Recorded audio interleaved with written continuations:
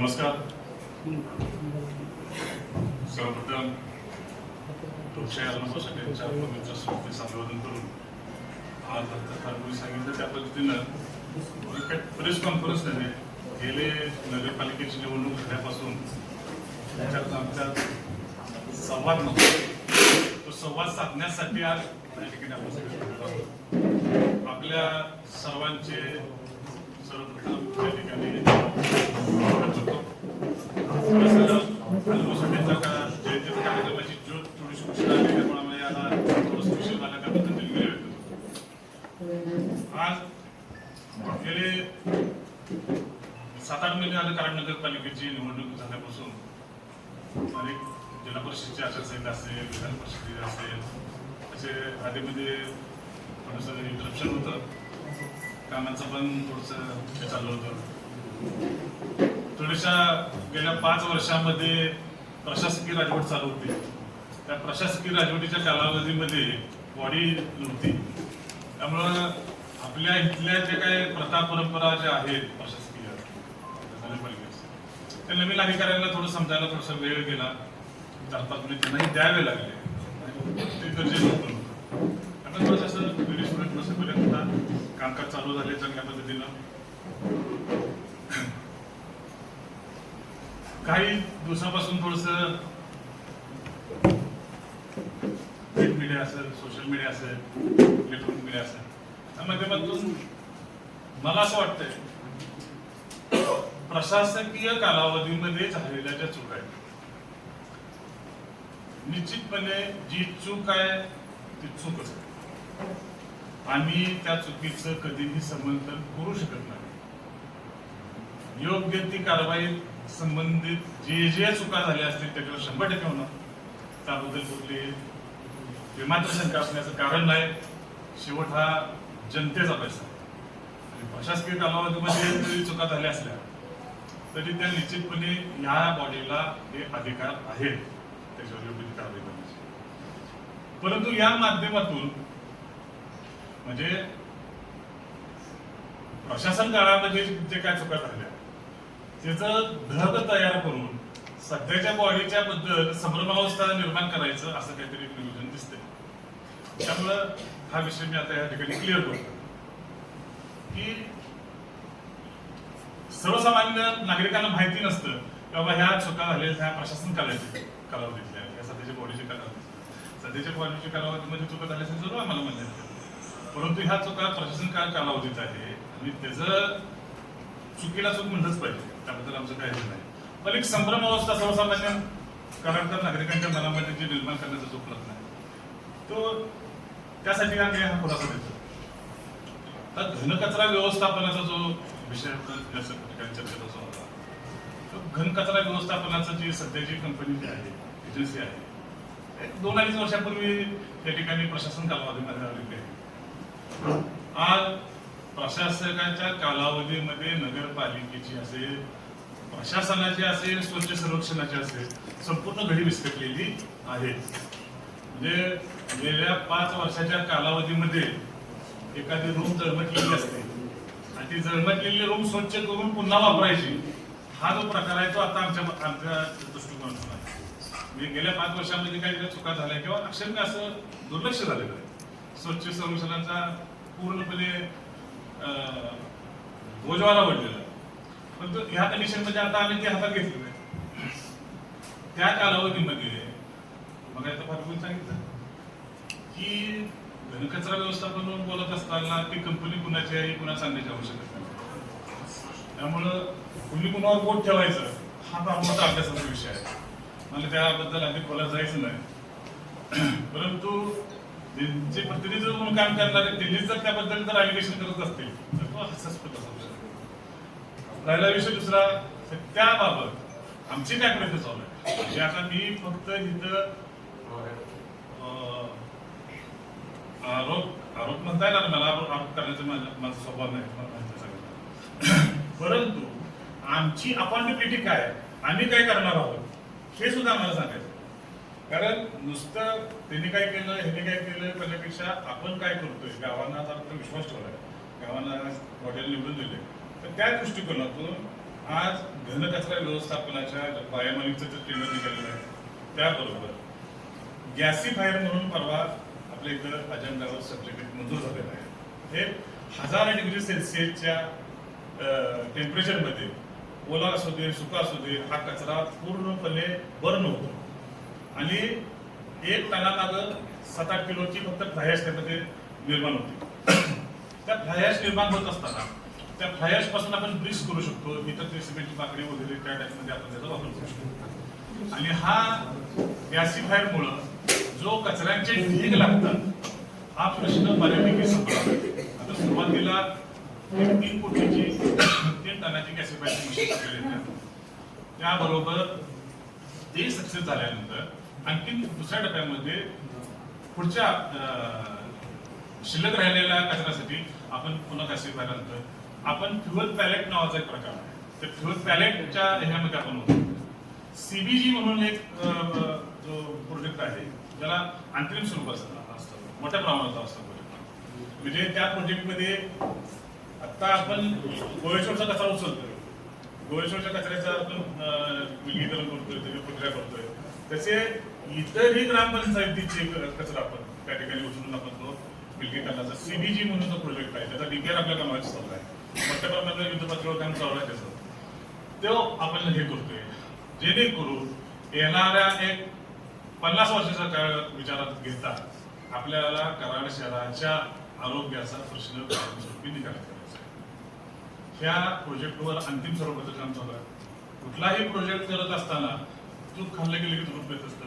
आताच्या आम्हाला बॉडी म्हणजे 2 आचारसंहिता, त्यात SIचं काम चालू आहे, त्यात जनगणनेचं काम चालू आहे. संपूर्ण स्टाफ नगरपालिकेचा 80% स्टाफ हा या राष्ट्रीय कार्यक्रमामध्ये गुंतलेला आहे. तरीही आम्ही हा यातून अत्यल्प अशा स्टाफ मध्ये आम्ही आमचं काम चालू केलेलं आहे. आज काही प्रश्न निर्माण जुने झालेले आता सांगितलं मला. दुसरा एक महत्वाचा विषय आहे की आमदार निधीचा प्रस्ताव किंवा आमदार निधी आलेला नगरपालिका वापरत नाही असा काही ठिकाणी आरोप केले गेला. तुम्हाला आमदारांच्या पैसे वापरायचे नाहीत का? तर एक गोष्ट आमची भूमिका आहे, म्हणजे स्पष्ट भूमिका आहे की कराड नगरपालिकेच्या विकासामध्ये जे कोण मदत करतील, जे कोण या विकासाचं काम आणण्यासाठी सहकार्य करतील त्या सर्वांचं कराड नगरपालिका स्वागत करेल. आमचा उद्देश हा नेहमी संकुचित कधीच नव्हता. याच्या अगोदरही जे कामं आली त्या कामांना ठराव देण्याचं, त्या कामांना जे सहकार्य करण्याची भूमिका आहे त्यांची नेहमीच राहिलेली आहे. आणि याच्या अगोदरच आमदार साहेबांचं आम्ही अभिनंदन करतो कराडच्या विकासाचं निधी आणलं. परंतु कोणी असं दाखवत असेल म्हणजे कुणाला तरी कुणाच्या गुडमुख मध्ये जायचं म्हणून जर कोण काही जर एक वेगळा प्रयत्न करत असेल तर मला निश्चितपणे खात्री आहे की ज्यांच्या गुडमुख मध्ये जायचं आहे त्यांना सुद्धा आवडणार नाही. कारण तुम्ही एक साधी सिंपल गोष्ट आहे की आता विरोधाला विरोध करायचा हा जो दृष्टिकोन आहे, अण्णाभाऊ साठे दलित नगरोत्तर हे 24-25 26-27 कामातून जायचे. तर यामध्ये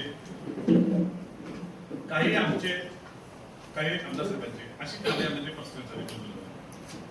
त्यामध्ये त्यांनी जे आरोप केले अण्णाभाऊ साठेच्या हेड मधले जवळपास 4 कोटीच्या कामांची टेंडर प्रोसेस अजून व्हायची. महत्वाचा मुद्दा लक्षात घ्या.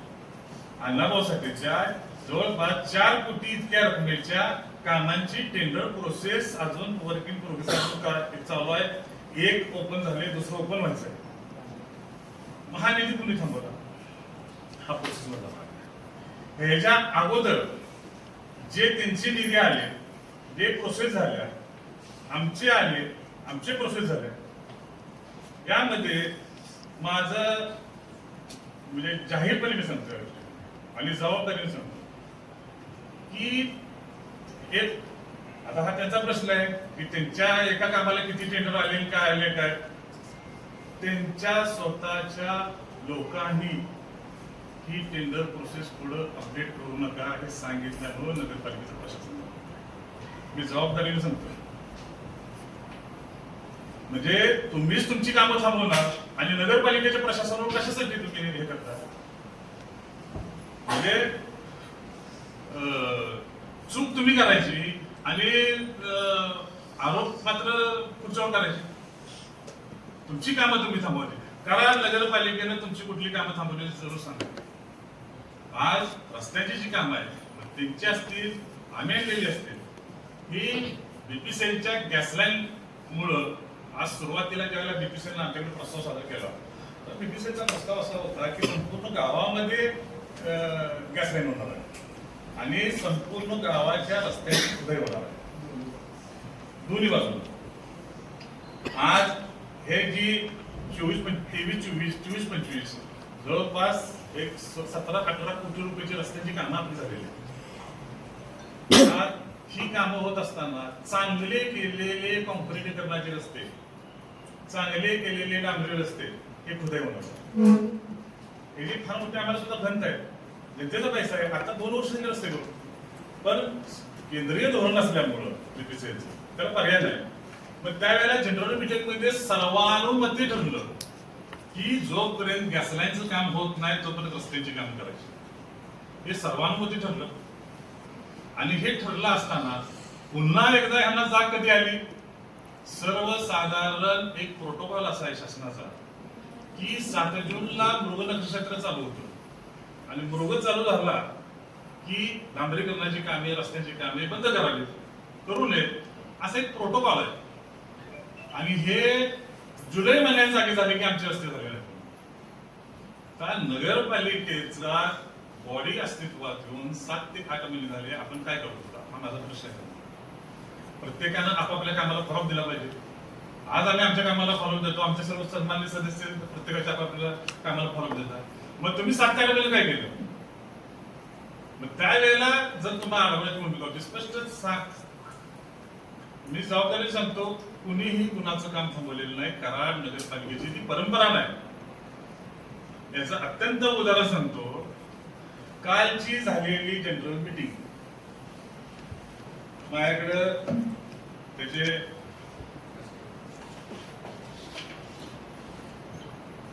हा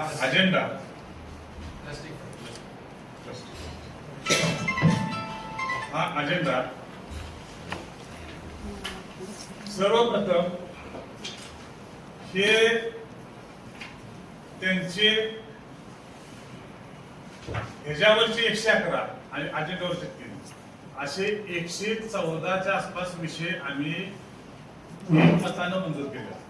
हे भारतीय जनता पार्टीच्या सदस्यांचे कालच्या मीटिंग मध्ये मंजूर केलेले विषय. आमचं राजकारण जर असं असतं तर तुमचे विषय अजेंड्यावर आले असते का. हे कालच्या मीटिंगचे विषय 28 तारखेचे झालेल्या त्यांचे 111 आणि अजेंड्यावरचे 2-3 विषय असे विषय आम्ही स्वतःहून मोठ्या मनानं मंजूर केले. आमच्याही सदस्यांचे 10 विषय घेतले त्याने. म्हणजे जेवढे सत्ताधारी सदस्यांचे विषय घेतले तेवढे विरोधी पार्टीच्या सदस्यांचे विषय घेतले. म्हणजे हे का सांगत नाही तुम्ही. त्याबरोबर बहुमत आमचं आहे.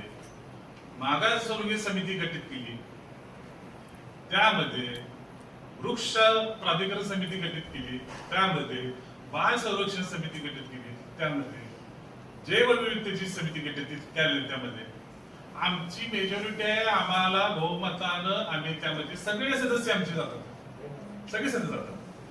तरी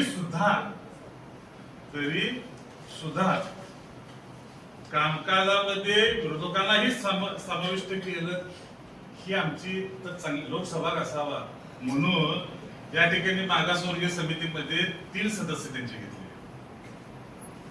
आज वृक्ष बाळ संरक्षण समितीमध्ये 4 प्रभागामध्ये 4 महिला सदस्यांचे अध्यक्ष केले. वृक्ष प्राधिकरण मध्ये 2 सदस्य त्यांचे घेतले. जैवविविधतेमध्ये 1 सदस्य घेतला. म्हणजे आम्ही तुम्हाला कामकाजामध्ये सुद्धा समाविष्ट करतो.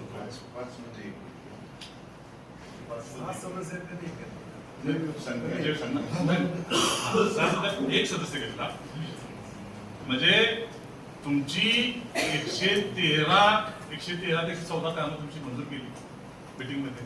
तुम्हाला विविध समित्यामध्ये समाविष्ट करून घेतलं तरी तुम्ही अशी भूमिका जर ठेवत असला तर काय भूमिका आहे? तुम्हीच तुमची कामं थांबवायची आणि सत्ताधाऱ्यांच्यावर बेफाम आरोप करायचा, पालिकांच्या प्रशासनावर आरोप करायचा की तुम्ही आमची कामं थांबवता. तर निश्चितपणे ही चूक आहे की आपल्या निदर्शनास येणं हे गरजेचं होतं. कारण त्या कराड नगरपालिकेला एक वेगळी परंपरा, एक वारसा आहे. आणि यशवंतरावजी चव्हाण साहेब असतील, आदरणीय पिढी साहेब असतील, यांनी सभागृह कसं चालावं, सभागृहाची परंपरा काय, सभ्यता काय, सभाशास्त्र काय हे दाखवून दिले, महाराष्ट्रात दाखवून दिले. आज इथं नगरपालिकेची परिस्थिती पाहता परवाच्या 28 तारखेच्या मीटिंगची एकंदर परिस्थिती बघून अतिशय दुःख झालं. त्याचं कारण आपल्या कोणाच्या लक्षात आलं का नाही आलं हे आम्हाला माहित नाही. ते एक्सप्लेनेशन मी करतो. या नगरपालिकेची ती जनरल सभा होती. त्या सभेला काहीतरी परंपरा आहे, पावित्र्य आहे, गांभीर्य आहे. त्या सभागृहामध्ये आज सभागृह चालवत असताना सभा कोणाची असते? सभा लोकांनी निवडून दिलेल्या लोकांची असते, सदस्यांची असते, सन्मान्य सदस्यांची असते आणि प्रशासनाबरोबर असते. आणि सभा होत असताना बाहेरचे कार्यकर्ते तुम्हाला कशासाठी घेऊन येण्याची गरज आहे? बाहेरचे 100 कार्यकर्ते तुम्ही गोळा करता, प्रेक्षकालयात बसवण्याचं तुमचं नियोजन होतं. तुमचं नियोजन सभा उधळायचं होतं, या नगरपालिकेला गाळवोट लावायचं नियोजन होतं, भांडणं मारामाऱ्या करायचं तुमचं नियोजन होतं. मी जो निर्णय घेतला वरची प्रेक्षक गॅलरी बंद करण्याचा निर्णय, त्याचं कारणच असं होतं की सभेत गोंधळ घालायचा, माणसं जमवून आणायची आणि या नगरपालिकेला बट्टा लावायचं काम करायचं, शहराला डाग लावायचं काम करायचं. अशा पद्धतीचा जो झालेला प्रयत्न आहे ह्याच्या अगोदरच्या कराड नगरपालिकेच्या इतिहासामध्ये कधीही झाला नव्हता. असा हा प्रयत्न झालेला आहे आणि निश्चितपणे कराडकरांची नोंद घेतली पाहिजे. आपण आपण आज लोकशाहीचा 4था स्तंभ आहे, आपण नोंद घेतली पाहिजे की या सभागृहामध्ये जर असे जर प्रकार होत असले, आज मी तो निर्णय घेतला म्हणून ते कळलं, परंतु अशा पद्धतीचं वातावरण निर्माण करून गोंधळ घालण्याचा जो एक प्रयत्न जे संसदेत चालले तुम्हाला इथं करायचंय का?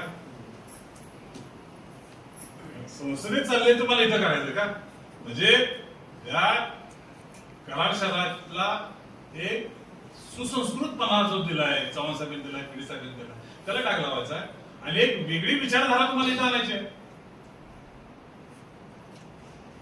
निश्चितपणे त्यांनी घातलेला जो गोंधळ होता आणि त्यांचा जो प्लॅनिंग होतं ते निश्चितपणे निषेधाचंच काम आहे.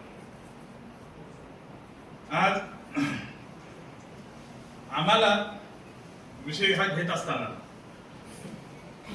सारखा विषय, कुठलंही काम करत असताना ते परिपूर्ण असलं पाहिजे. आज तुम्ही रस्ता केला, पण रस्त्याच्या खालची त्या पाण्याची लाईनची काय परिस्थिती आहे, त्याची ड्रेनेजची काय परिस्थिती आहे, त्याची आजूबाजूच्या बंदिस्त गटाराची काय परिस्थिती आहे, हे सुद्धा काम पाहिलं पाहिजे ना. नुसताच चमकोगिरी करण्यासाठी जर नुसताच त्या रस्त्याला लेप दिला आणि पण खाली मेजर ड्रेनेजचा प्रॉब्लेम होता तिथे. जर तुम्हाला जर एस्टिमेट करायचं आहे, आज आम्ही एस्टिमेट करतो, आमची काम रेडी आहेत. आज ड्रेनेज व्यवस्थित आहे का, रस्ता करायच्या अगोदर पाईपलाईन व्यवस्थित आहे का, पाण्याची बंदिस्त गटाराची आवश्यकता आहे का, हे पाहतो आणि इनबिल्ट आम्ही ते काम करतो. आज हे काम करत असताना इथं ड्रेनेजचा विषय नव्हता. मी अर्जंट बेसिसवर जवळजवळ 25 लाख रुपयांचं ड्रेनेजचं काम करून घेतलं. त्यावेळेला तो रस्ता कोणी सुचवला हे बघायचं नाही, आज गाव बघायचं. ज्या वेळेला निवडणुका झाला त्यावेळेला राजकारण संपलं. आज राजकारण गरजेत काम करत असताना, गावाच्या विकासाचा दृष्टिकोन काम करत असताना आज कोणी काम सुचवल्यापेक्षा आज तिथं ड्रेनेजची गरज होती म्हणून लगेच तत्पर्यानं 25 लाखाचं काम केलं. हा रस्ता गॅस लाईन होणार आहे हे माहीत असून सुद्धा लोकांच्या पर्यंत काहीतरी चुकीचा मेसेज देण्यासाठी त्याचा अवलंब करण्यात आला आणि जुलै महिन्यात तुम्ही जागा झाला, हे चुकीचं आहे धोरण. यामध्ये जो विषय निघाला नेकलेस रोडचा, त्याचे मी या ठिकाणी पीडब्ल्यूडीची आम्हाला 2 पत्र आली. पीडब्ल्यूडीची आम्हाला 2 पत्र आली. दोन्ही पत्र आम्हाला पार्टी मिटिंगच्या दिवशी रात्री 8 वाजता प्राप्त झाले. आज तरीही विषय चर्चेसाठी म्हणून आम्ही ते अजेंडावर घेतला. आमच्या मनात जर काही बाब असतं तर आम्ही अजेंडावर विषय घेतलाच नसता. आज अजेंडावर विषय घेण्याचं कारण असं की ज्यावेळेला आम्ही ती माहिती घ्यायला गेलो तर तो 3 टप्प्यामध्ये आम्हाला दिसला प्रोजेक्ट. आज पीडब्ल्यूडी सुद्धा आम्हाला पत्र दिलं, त्यामध्ये 7-12 उत्तरे मागितले, तिथल्या संमत्या मागितल्या, बरीच कागदपत्र मागितली आम्हाला. आज ती कागदपत्र देत असताना साधी सिंपल गोष्ट आहे, तुम्ही पत्र देता, संबंधित विभाग पत्र देतो. एक विषय प्रीतिसंगम बागेचा आहे, दुसरा विषय नेकलेस रोडचा आहे, तिसरा विषय त्याच्या खाली सुधारण्याचा आहे. मूळ विषय असा आहे की जी नदीपात्र जे आहे, बाग सोडून जो परिसर आहे त्याची मालकी आमची नाही, कृष्णा मोरेची मालकी आहे. मग कृष्णा मोरेची मालकीची संमती आम्ही कोण देणार? साधी सिंपल गोष्ट आहे. ज्या होल्डरशिपच जर तुमची नाही, होल्डरशिप तुमची नाही तर तुम्ही कशा पद्धतीने मालकी देणार, संमती देणार? मग अशा पद्धतीनं हा विषय होत असताना आज मूळमध्ये आम्ही स्पष्ट शब्दामध्ये निरोप दिला होता की आम्हाला प्रेझेंटेशन हवं आहे की नेमकं तिथं काय होते. त्याचं कारण असं, तिथं एक महामानव पवडलाय. तो महामानव, त्यांचं स्मारक हे राष्ट्रीय स्मारक आहे. त्या कराडसाची अस्मिता आहे, हा कराडसाचा श्वास आहे.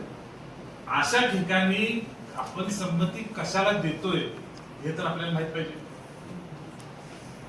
जर चुकीचं काय झालं तर येणारी पिढी आपल्याला माफ करणार नाही, हा कराड माफ करणार नाही. त्यामुळं आपण जर एखादी आपली ही इमारत बांधतोय तर आपण पाहतो ना तिथं काय केले, किचन कुठे केले, ते काय केले, हॉल कुठे केलंय, न पाहता त्यांनी म्हणजे मला सन्मान्य सदस्यांचं त्यात खूप म्हणजे वाईट पण वाटलं, तीव्रवाला प्रयत्न त्याचा वाटला की काहीतरी दाखवण्यासाठी नाही अगोदर संमती द्या मग ती बघू. अरे अगोदर संमती, आपण कशाला संमती देतोय हे तर पाहिलं पाहिजे. आणि ज्या गोष्टींची अधिकार आपल्याला आहे, ज्या गोष्टी आपण देऊ शकतो ती गोष्टी सोडून कृष्णा मोरेची संमती आम्ही कशी देणार? आज तुमचा प्रोजेक्टच काय आहे ह्याबद्दल आम्ही अनभिज्ञ आहे आणि आम्ही पीडब्ल्यूडीला एक निरोप दिला होता की तुम्ही आम्हाला प्रेझेंटेशन करू नका, तुमचा रोल नाही तो. प्रेझेंटेशन कुणी केलं पाहिजे? जी आर्किटेक्चर इंजिनियर अथॉरिटी आहे, ज्याला आपण पीएमसी म्हणतो, त्या पीएमसीनं आम्हाला प्रेझेंटेशन दिलं पाहिजे ना. आता स्टेडियमच्या वेळेला प्रेझेंटेशन कुणी दिलं? पीएमसीने दिलं. तसं आता आम्ही डॉक्टर बाबासाहेब आंबेडकरांचं स्मारक असेल, महात्मा फुलेचं असेल, अण्णाभाऊ साठेंचं आम्ही स्मारक घेतलं, शिवतीर्थाचं घेतलं, संबंधित पीएमसी आणि स्थानिक नागरिक असं घेऊन आपले जनरल मीटिंग हॉलमध्ये आपण प्रेझेंटेशन घेतलं. आपल्याला आठवते कामाची अशी पद्धत पाहिजे. आज तुम्ही संबंधित पीएमसी ना आम्हाला प्रेझेंटेशन देणं गरजेचं आहे असं आम्ही निरोप दिला होता. आणि हा प्रेझेंटेशन साठी आम्ही पीडब्ल्यूडीच्या मागे लागायची गरज नाही. काय पीडब्ल्यूडी आम्हाला आमचा निरोप केलाय तुम्हाला, आम्हाला प्रेझेंटेशन हवंय आणि प्रेझेंटेशन हे पीएमसीने दिलं पाहिजे. आम्हाला नेमकं बघितलं पाहिजे की चव्हाण साहेबांची समाधी इथं आहे, हा कॉर्नर आहे, हा कॉर्नर मधून नेकलेस रोड जाताना चव्हाण साहेबांची समाधी अफेक्टेड होत्या का? तिथं फ्लायओव्हर होतोय का? चव्हाण साहेबांची समाधी आणि प्रीतिसंगमाचं नातं अतूट आहे. त्या दोघांच्या मध्ये काय होते हे सुद्धा आम्हाला पाहणे गरजेचं आहे. का फ्लायओव्हर वरून समाधी बघणार आली हे सुद्धा आम्हाला पाहणे गरजेचं आहे. मग आम्हाला माहिती न देण्याचं कारण काय? आणि हा टास्क कशासाठी की मग माहिती होता तुम्ही संमती द्या. अरे असं कसं?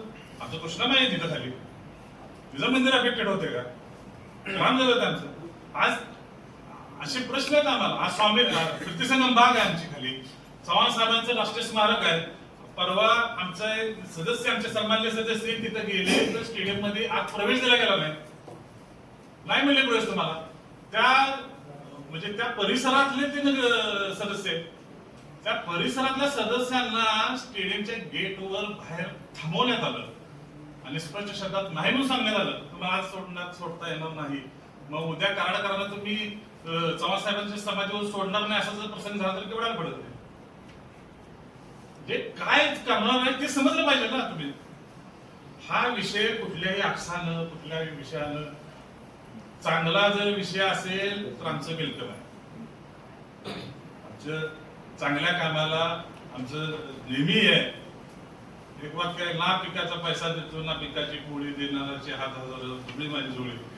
कराड शहराचा पालकत्व म्हणून आम्ही काम करत असताना जे जे न्याय विकासासाठी येतील त्यांच्यासाठी आमचं पायगाड्या घालून आम्ही त्यांचं स्वागत करू. परंतु हे करत असताना हा सेन्सिटिव्ह परिसर आहे, संवेदनशील भाग आहे तो. परवा त्या कारवांच्या विषयाला 4 जण सस्पेंड केले आहेत. 1 जणांची हेड ऑफची वेतनवाढ रोखली गेली. एवढा सेन्सिटिव्ह तो भाग आहे. मग तिथं नेमकं काय होणार आहे हे कराडकरांना माहित तर पाहिजे. त्याच्या अगोदर न माहिती देता तुम्ही आम्हाला संमती दिली पाहिजे हा जो किंवा प्रयत्न होता तो निश्चित चुकीचा होता. त्याबरोबर दुसरा विषय असा, श्री नर्सिंग होमच्या जिथल्या जागेचा 53 क्रमांक ती जागा. आता एक गोष्ट समजो, कराड नगरपालिकेचे जनरल फंड हा म्हणजे जवळपास 1.25 कोटी रुपये लाईट बिल, तुमचं ते इतर आउटसोर्सिंगचे कर्मचारी, त्या सगळ्या गोष्टीला रॉ वॉटर आपण तिथून करतो. तसं रॉ वॉटर मीटर जातं तर 1.5 कोटी रुपये आम्हाला महिन्याला लागतात. आज जनरल फंडाची परिस्थिती पाहता नगरपालिकेचे आर्थिक उत्पन्नाचे स्रोत वाढणं ही काळाची गरज आहे. या दृष्टिकोनातून आम्ही कर्मवीर भाऊराव पाटील पार्किंग जो 4.5 कोटीचा प्रोजेक्ट आज या ठिकाणी आमचे फिश मार्केट, आपलं फिश मार्केटचा प्रस्ताव शासनाकडे प्रस्तावित जवळजवळ 1 वर्ष झाले गेले. त्याबरोबर जे जुनं सेशन कोर्ट आहे म्हणजे मार्केट यार्डचं आपल्या पॅनमेकी समोरचा तो संपूर्ण परिसर जो 86 गाळे त्या ठिकाणी, म्हणजे आज बाजारपेठेमध्ये जे होलसेल व्यापारी आहेत, धान्य व्यापारी, आज पार्किंगच्या समस्येमुळे जे कराडाची बाजारपेठ सोडून निघाले, अशा व्यापाऱ्यांसाठी कमीत कमी 500 स्क्वेअर फूटचा एक गाळा, अशा पद्धतीचे गाळे ज्याच्या खाली पार्किंग जवळजवळ 200 4 व्हीलर लागतील, जवळजवळ 400-500 2 व्हीलर लागतील, वरती ऑफिसेस, अशा पद्धतीची एक व्यापारी संकुल आपण प्रस्तावित करतोय जेणेकरून कराडची बाजारपेठ कराडमध्ये राहील आणि आपल्या नगरपालिकेला उत्पन्न सहज मिळावं. भाऊराव पाटील आपल्या संकुलाच्या तिथं जवळजवळ 35-36 गाड्यांचं आहे, त्याच्यावरती ऑफिसेस आहेत, त्याच्यावरती पार्किंग आहे आणि खाऊ गलीसाठी सुद्धा त्यामध्ये फिश मार्केट कसं आहे, कृष्णा नाका जो जकात नाका म्हणतो आपण, पूर्वीचा जकात नाका जो ना ती जागा असेल तिथं व्यापारी संकुल करतोय. चर्चच्या मागच्या बाजूला आपण महिला बचत गट संकुल करतोय. आपण आता हा विषय सांगण्याचं कारण असं आहे की जे छत्रपती संभाजी भाजी मार्केटच्या वरचा मजला बांधला आपण, जिथं जिथं नगरपालिकेच्या दृष्टिकोनातून उत्पन्नाचे सोर्सेस वाढवता येतील ते सोर्सेस वाढवण्याचं काम या ठिकाणी आपण करतोय. त्या दृष्टिकोनातून श्री नर्सिंगच्या समोरची ही जी जागा आहे 53 क्रमांकाचा आरक्षणची, जो यांनी प्रस्ताव आणला की तिथं गार्डन आणि फुटपाथ करावं, वॉकिंग ट्रॅक करावं. तर आमची भूमिका अशी की आसपासचा जर परिसर पाहिला तर ती जागा 37 गुंठ्याची, 37 गुंठ्याची जागा कमीत कमी बाजार भावाने 1 कोटी रुपयाची किंमत आहे. आता तिथं आसपास सगळे हॉस्पिटल झालेले आहे, संपूर्ण कमर्शियलाइज भाग झालेला आहे सगळा. जर उद्या भविष्यामध्ये म्हणजे जागा झाली 37 कोटीची, आज तिथं कमर्शियलाइज जर एखादं व्यापारी संकुल झालं तर 10-20 कोटी रुपये डिपॉझिट आणि महिन्याला 20-25 लाख रुपये भाडं नगरपालिकेला महिन्याला, म्हणजे कमीत कमी संकुल हे होईल. आता तुम्ही प्रश्न करायला काय जणांनी की अरे तिथं गार्डन पाहिजे होतं. आज या ठिकाणी एक माहितीसाठी म्हणून सांगतो आपल्याला,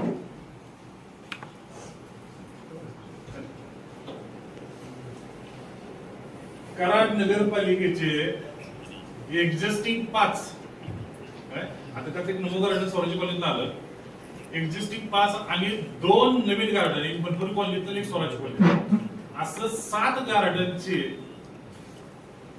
रिन्युएशनचे 5 आणि 2 हुतात्मा स्मारकासहित आणि 2 नवीन अशा 7 गार्डनचा प्रस्ताव शासन दरबारी दाखल झालेला आहे. लवकरच त्याचा निधी प्राप्त होऊन सगळ्या गार्डनची कामं होणार आहे.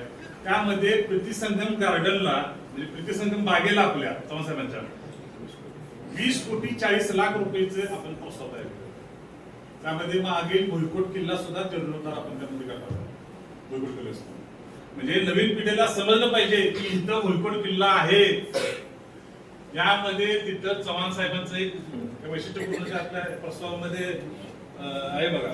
पहिलाच प्रस्ताव स्वर्गीय यशवंतराव चव्हाण समाज मंदिर येथे ऑडिओ विजन हॉल बांधले. आज पुढच्या पिढीला चव्हाण साहेब कळले पाहिजे. आज आपल्या इथं सहली येतात, शैक्षणिक सहली येतात. त्या शैक्षणिक सहलीला चव्हाण साहेबांनी समाधी बघतात, पण चव्हाण साहेबांचं कार्य तर माहित पाहिजे पुढच्या पिढीला, युवा पिढीला. त्यासाठी 20 मिनिटाची डॉक्युमेंटरी फिल्म चव्हाण साहेबांची तयार करायची आणि ती ऑडिओ विजन हॉलमध्ये त्या दाखवायची विद्यार्थ्यांना, जेणेकरून पुढच्या पिढीला यशवंतराव चव्हाण साहेब समजले पाहिजे. अशी ती थीम आहे. त्याच्याबरोबर चव्हाण साहेबांच्या समाधीच्या मागच्या बाजूला आज कुणाचं लक्ष जाय काय मला माहिती नाही, मागचा बुरुज आहे तो जरा सद्यस्थितीत कंपोस्ट आहे, कापूस भिंतीवरती तिथं, तर त्याला संरक्षक भिंत म्हणून पण उपयोग केला आहे. आणि अशी 100 फुटाची म्युरल वॉल आपण तयार करतो. त्या म्युरल वॉल मध्ये चव्हाण साहेबांच्या जीवनावर आधारित 9 प्रसंग आहेत. म्हणजे टिळक हायस्कूलमध्ये जो पहिला झेंडा लावला तिथे अटक झालेला तो प्रसंग असेल, संयुक्त महाराष्ट्राचा मंदिर कलेश असेल, चव्हाण साहेब ज्या वेळेला मुख्यमंत्री झाले, संरक्षक मंत्री झाले, असे ज्या वेळेला पंडित नेहरू चव्हाण साहेबांच्या घरी आले त्यावेळेला विटा मात्यांनी ₹1 पंडित नेहरूंच्या हातात ठेवलेला तो प्रसंग असेल. असे 9 प्रसंग, जे प्रसंगाचे म्युरल्स आपण तयार करतोय आणि त्या पुढे गेल्यानंतर आपण एक ऍप्लिकेशन तयार केले की तो प्रसंग ऑडिओ विजनच्या माध्यमातून आपल्याला समजेल. अशा पद्धतीची ती म्युरल वॉल आपण त्या ठिकाणी चव्हाण साहेबांच्या घेतलेली आहे. संपूर्ण भुईकोट किल्ल्यात आपण हे करतोय, भुईकोट किल्ला पुन्हा प्रकाशात आणतोय. चव्हाण साहेबांची समाधी स्थळ जे आहे, प्रीतिसंगम बाग आहे, त्याचं चांगल्या पद्धतीनं म्हणजे आता पावसात गेले तर साऊंड सिस्टीम पुरते आपली, ते साऊंड सिस्टीम उचलून घ्यायची, पण नको तिथे काय सुधारणा आहे. चव्हाण साहेबांच्या समाधीची काय कशा क्रॅक गेल्यात किंवा काय गेल्यात ते विषय असते. असे जवळजवळ 20,40,00,000 तो प्रस्ताव आमचा ऑलरेडी शासन दरबारी गेला. गार्डन शहरातली 7च्या 7 या ठिकाणी आपण डेव्हलप करतो. कराड शहराला आणखी नवीन गार्डन असेल असं नाही. अजून सुद्धा कराड शहराच्या वैभवामध्ये एक नवीन मोठं गार्डन येते. मी आता सस्पेन्स तुमचा फोडणार नाही त्याचा, परंतु पश्चिम महाराष्ट्रामध्ये असं नसेल असं ते असेल. कमीत कमी 4 एकरामध्ये ते असेल, न भूतो न भविष्य. कराड शहराचं गार्डन बांधण्यासाठी पंचक्रोशी येईल पश्चिम महाराष्ट्रात लोक इथे असते गार्डन. त्यामुळे निश्चितपणे आपल्याला आज योजना आल्या, आज टीपीसी योजना असतील, म्हणजे पाणी पुरवठा असेल, ते नाही असेल, 15%, 10%, 15% लोकसभाची रक्कम लागते. आज 200 कोटी, 300 कोटी, 400 कोटी म्हणायला सोपं आहे, पण त्याचा लोकसभा भरणं हे सुद्धा तेवढंच मोठं काम आहे. आज लोकसभासाठी आम्ही कर्ज काढणार नाही. आज तो लोकसभा हा आर्थिक उत्पन्नाच्या सोर्स मधूनच व्हावा लागेल. नगरपालिका चालवत असताना आर्थिक नियोजन हे तेवढंच महत्वाचं आहे. जनरल फंडाच्या जीवावर नगरपालिका चालू शकत नाही, परंतु त्याची काय लोकसभागाचे विषय जे असतील ते पैसे उभा केले पाहिजे. दैनंदिन कामकाजाला जे लागतात ते उभा केले पाहिजे. आज आम्ही पार्ले बनवण्याची जागा परवा मोजणी झाली, आज तिथं जवळपास 26 एकर जागा आपल्याकडे प्राप्त आहे. नगरपालिकेला 42 लाख रुपये महिन्याला लाईट बिल आहे. तिथं सोलर पार्क आपण तयार करतोय. म्हणजे महाराष्ट्रात आमचा प्रयत्न असा आहे की कराड नगरपालिका ही स्वतःची 42 लाख रुपये लाईट बिल वाचवून बचत करून जी उर्वरित लाईट आहे, एनर्जी आहे, ती शासनाला विकून त्यातून आर्थिक सोर्सेस कसे मिळतील अशी स्वयंपूर्ण पैसे कमवणारी नगरपालिका ही कशा पद्धतीने हा प्रोजेक्ट करते यासाठी आमचा प्रयत्न आहे. म्हणजे नगरपालिकेच्या जनरल फंडावरचा ताण हा कमी झाला पाहिजे, आर्थिक उत्पन्नाचे सोर्सेस चांगल्या पद्धतीने झाले पाहिजे, यासाठी आमचा प्रयत्न आहे. मग त्या दिवशी चर्चा झाली, चर्चा साधक झाली. त्यामध्ये ते पैसे कंपाऊंडरला वापरूयात म्हणलं आमची हरकत नाही, कंपाऊंडरला वापरा. मग नाही ती पातळी करूया की त्यात. अरे बाबा पातळी केला, वर्षभरात ते प्रोजेक्ट चालू करायचा आहे. तिथं जनतेचा पैसा वाया घालवायचा का? 1 कोटी 20 लाख म्हणायचे कशाला? मी म्हणलं कंपाऊंडरला घाला, कंपाऊंडर चुकायला जात नाही, आतला पातळी उकरायला लागणार. मग त्यावेळेला भविष्यामध्ये वर्षासाठी पातळी करायचं, जनतेचा पैसा असा पोय करायचा का? तर तुमचा हात आहे म्हणून. आणि हात चांगल्या ठिकाणी करा. जनतेचा पैशाचा मात्र करण्याचा तुम्हाला कोणता अधिकार नाही. आमची भूमिका त्या जागेचा सुयोग्य वापर व्हावा आणि त्या सुयोग्य वापर होऊन नगरपालिकेला त्यातून उत्पन्नाचा सोर्सेस मिळावा, असे त्या जागेचं नाही. इतर अनेक जागेचे आता सांगितल्या पद्धतीने आमचे प्रयत्न चालू आहेत. टोटल सगळ्या भागा मिळून एकूण 42 कोटीचे प्रस्ताव शासन दरबारी आहेत, सगळ्या 7च्या भागात. त्याबरोबर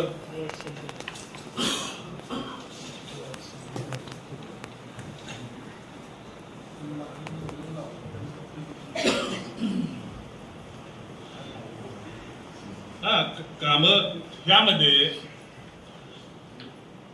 आमदार साहेबांना सुद्धा मला असं वाटतं की आमदार साहेबांना सुद्धा या ठिकाणी माहिती व्यवस्थित दिली जात नाही, असं माझं स्पष्ट म्हणणं आहे की माहिती व्यवस्थित मिळाली जात नाही. त्यामुळं त्यांनी पत्र करायला दिलं होतं.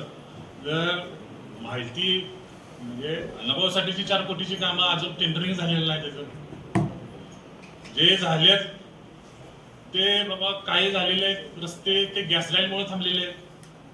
नंबर 3 उर्वरित कामं तुमच्याच लोकांनी थांबवलेली आहेत, असं झालेला तो प्रकार आहे. त्यामुळं त्यामध्ये आता यामध्ये हॉकर झोनचा एक उल्लेख झाला परवाच्या. आता हॉकर झोनचा जो उल्लेख झाला त्यामध्ये एसटी स्टँड परिसराचा जो भाग आहे, जिथून नवग्रह मंदिरची जी उभी लाईन आहे, बऱ्यापैकी तिथं आणि कर्मवीर भाऊराव पाटील संकुल त्यात आतल्या मोकळ्या पट्ट्याकडे तिथं हॉकर्स आपल्या स्टँड परिसरातले करायचं चालू आहे. तर त्याला परिवहन विभागानं त्याला तक्रार दाखल केली. त्यांनी तक्रार म्हणजे ऑब्जेक्शन घेतलं. त्यांनी वाहतूक शाखेला पण कळवलं. आज आमचे आता नेमके वाहतूकचे सुरेश साहेब होते, ते बदली झाली, नवीन स्वामी साहेब आले. आमचा टॉयलेट सॉल्व आहे. आमचे जे हॉकर्सचे पॉइंट्स आहेत ते वाहतूक शाखा आणि आम्ही बसून या ठिकाणी आम्ही तो सॉल्व्ह करतोय. कराड शहरातील हॉकर्सचा प्रश्न कायम स्वरूपी कसा संपेल याचा प्रयत्न आमचा चालू आहे आणि लवकरात लवकर संपेल. या येणाऱ्या 2-3 दिवसामध्ये आमची ट्रॅफिक, RTO आणि आम्ही अशी संयुक्त मीटिंग आयोजित केलेली आहे. आणि नुसताच हॉकर्स नाही तर शहरातील संपूर्ण वाहतूक विकास आराखडा या ठिकाणी मग त्यामध्ये नो पार्किंग असतील, वन वे असतील, काय स्पीड ब्रेकरचे विषय असतील, काय सिग्नलचे विषय असतील, हॉकरचे विषय असतील, जे विषय वाहतूक विकास आराखड्याशी संबंधित आहेत ते सगळे विषय लवकरात लवकर संपवले जातील. SP साहेबांशी सुद्धा आमचं बोलणं झाले. शांतता कमिटीत सध्या आमची त्याविषयी चर्चा झाली. लवकरात लवकर हा संपूर्ण वाहतूक विकास आराखडा म्हणजे मलमपट्टी न करता मूळ प्रश्नच निकाली काढण्याचा आमचा प्रयत्न चालू आहे. त्याबरोबर त्या धाराशिव वसाहतीचा एक उल्लेख झाला. धाराशिव वसाहतीचा प्रशासकीय कालावधीमध्ये जे ऑडिट झालं त्यामध्ये ती बिल्डिंग धोकादायक म्हणून आहे. आता थर्ड पार्टी ऑडिट अजून एक ओपिनियन आपण जसं सेकंड ओपिनियन घेतो त्या पद्धतीचं सेकंड ओपिनियन ह्या आठवड्यात येईल. आमचा संपर्क झाला त्यांच्याशी, येईल. आल्यानंतर त्याची ओपिनियन काय येते याच्यावर डिपेंड आपण त्या धाराशिवचा आपण निर्णय घ्यायचा आहे. आणि पूररेषेच्या सुद्धा या ठिकाणी सांगितलं. आता पूररेषेच्या पहिल्यापासून आम्ही प्रयत्न करतोय. नगरपालिकेचा ठराव झाला, क्रीडायला मागणी केली. आज चांगल्या पद्धतीनं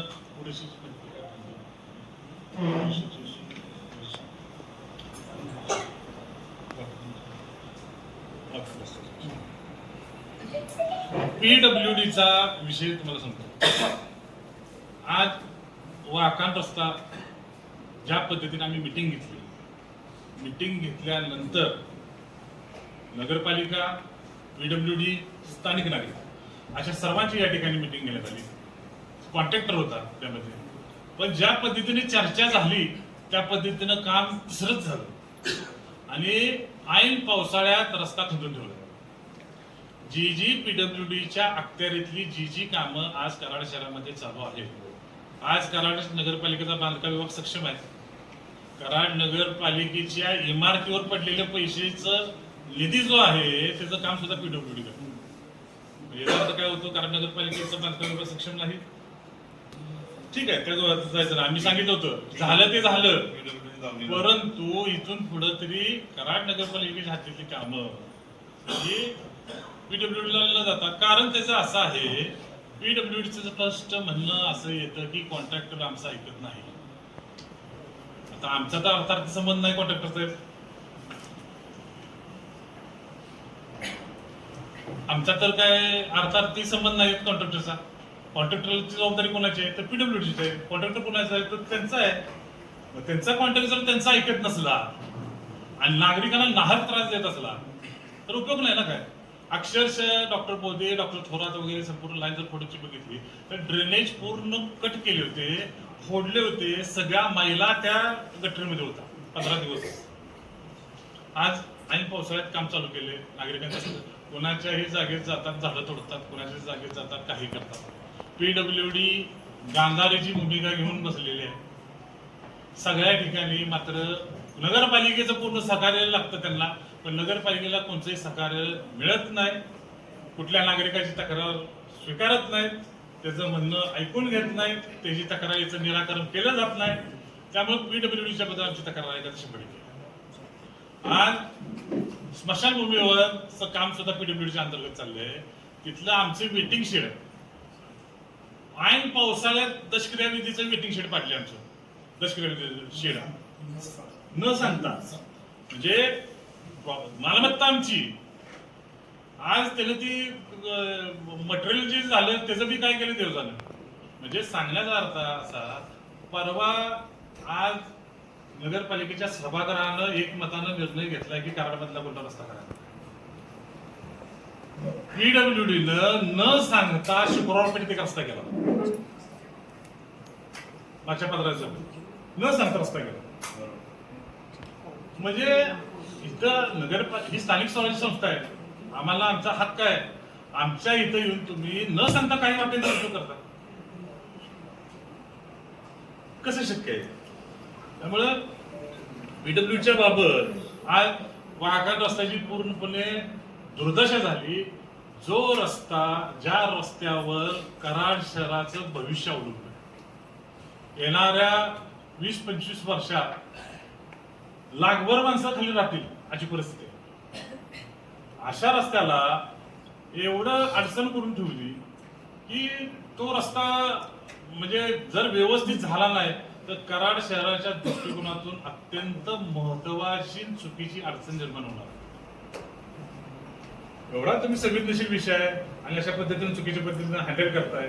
आज वाटत असतं एवढी प्रचंड मोठी ताण आहे आता. ऐन पावसाळ्यात उकळून ठेवलं आणि PWDचं कोणत्याही प्रकारचं नियोजन नसतं. काम नियोजन शून्य पद्धतीने काम करतात. अशा पद्धतीचा तो एक विषय आहे.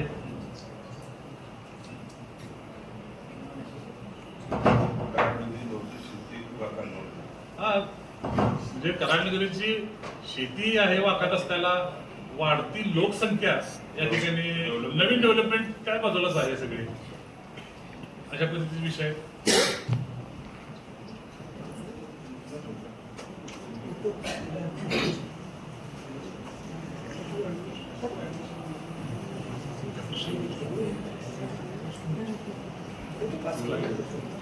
कसं आहे प्रशासक राजवटीत PWD कडे ते कामं गेलेली होती.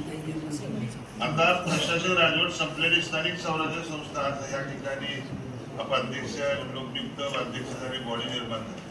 आता PWD जर आम्ही कामं देत बसलो तर नगरपालिकेचं बांधकाम खातं कुठेतरी बंद करून बसावं लागेल आणि गाव वर्ग PWDच्या ताब्यात द्यायचं.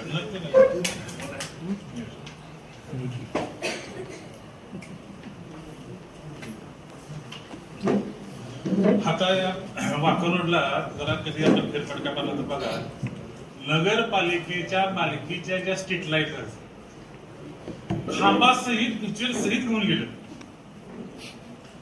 खांबासहित पिक्चर सहित घेऊन गेले झाड विना परवाना झाड नगरपालिकेच्या हातात तोडायची झाली तर वृक्ष प्राधिकरणाची त्याला संमती पाहिजे म्हणजे असा बेबंद कारभार चालू आहे त्यामुळे ह्या आमच्या तक्रारी आहेत. बाकी येणाऱ्या कालावधीमध्ये कराड शहराच्या दृष्टिकोनातून ज्या पद्धतीनं निवडणुकीला आम्ही सामोरं गेलो निवडणूक संपली आता शहराच्या विकासाच्या दृष्टिकोनातून आम्ही पुढे जातोय. आता सांगितल्याप्रमाणे हे 7 गार्डन असतील सुपर मार्केट हे असते फिश मार्केट असेल बचत गट स्कूल असते मोठी आपली स्कीम चालू आहे पाणी पुरवठ्याची ड्रेनेजची नवीन बायो टॉयलेट म्हणून संकल्पना आम्ही कराड शहरामध्ये आणतोय स्मार्ट टॉयलेट म्हणून संकल्पना आम्ही कराड शहरामध्ये आणतो हायटेक टॉयलेट महिलांच्यासाठी म्हणून पिंक टॉयलेट आपण आणतोय त्याची 4 पहिल्या टप्प्यामध्ये कोल्हापूर नाका बांधाबुवाचा मठ आणि प्रतिसंगंगा घाटावर 2 पिंक टॉयलेट मध्ये महिलांच्यासाठी त्याची म्हणजे changing room with sanitary pad वगैरे सगळ्या अशा महिलांच्यासाठी पूर्ण सोयीने युक्त असं ते पिंक टॉयलेट आपण आणतोय.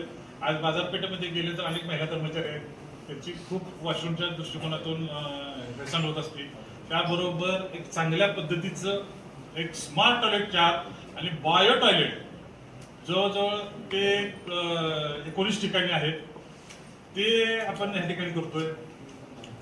म्हणजे नवीन आता भाजी मंडईची सुद्धा सुधारणा या ठिकाणी चालू आहे. छत्रपती संभाजी भाजी मार्केट चालू करण्याच्या दृष्टिकोनातून प्रयत्न चालू आहे सगळ्या नागरी आरोग्य सेवा केंद्र हे चालू आहे. सगळ्या शाळा संपूर्ण रंगरंगोटी दुरुस्ती करत त्याचं संपूर्ण सोलर सहित म्हणजे आज शाळांना लाईट बिल व्यवस्थापन समितीला भरायला त्या प्रत्येक शाळेला सोलर आपण देतोय. संपूर्ण शाळा चालू आज 10 नंबरची शाळा जिथे फक्त 2 फूट राहिला होता ती 10 नंबरची शाळा आज 400 विद्यार्थी झाले नवीन 68 ऍडमिशन झाले. अशा शाळा म्हणजे कराड नगरपालिकेचा शैक्षणिक गुणवत्ता वाढण्यासाठी सुद्धा आम्ही मोठ्या प्रमाणात ठिकाणी प्रयत्न करतोय.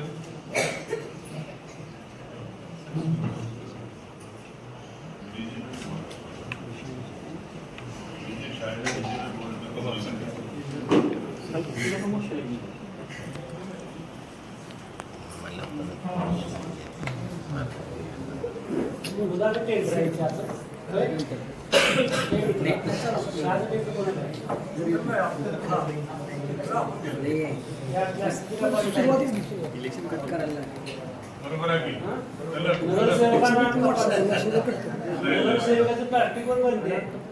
प्लास्टिकवर बंद आहे आणि